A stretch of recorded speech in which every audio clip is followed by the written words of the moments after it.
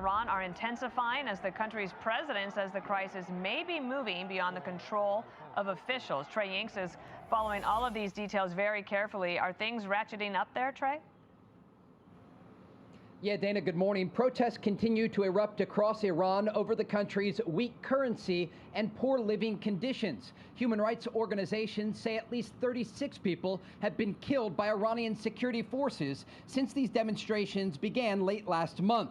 The same groups say more than 1,200 have been detained. Late Tuesday, demonstrations unfolded as demonstrators clashed with police who fired tear gas inside Tehran's Grand Bazaar, a landmark in the Iranian capital. Similar protests have reportedly unfolded in more than 88 cities as Iran's army commander-in-chief blamed the U.S. and Israel for the deteriorating situation. Today, there are no doubts about the hostility of the U.S. president and the criminal prime minister of Israel towards the Iranian nation. They allow themselves to meddle in this internal affair of ours. They tweet, they talk, they have been enemies throughout history, and 6 or 7 months ago they killed and martyred over 1,000 Iranians, including commanders, soldiers, scientists, children, daughters, sons, women, and men.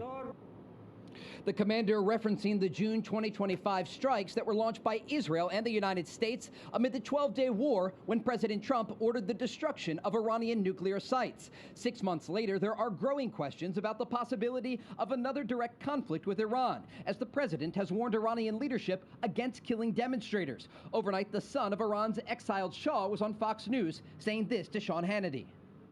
We've seen unprecedented scenes in the Iranian bazaar of merchants and joining with the protesters, and it has been my strategy to call upon the military personnel and people, the armed forces, to lay down their arms and join with the people to be part of the solution. Here in Israel, the army remains on high alert, preparing for the possibility of another war with Iran.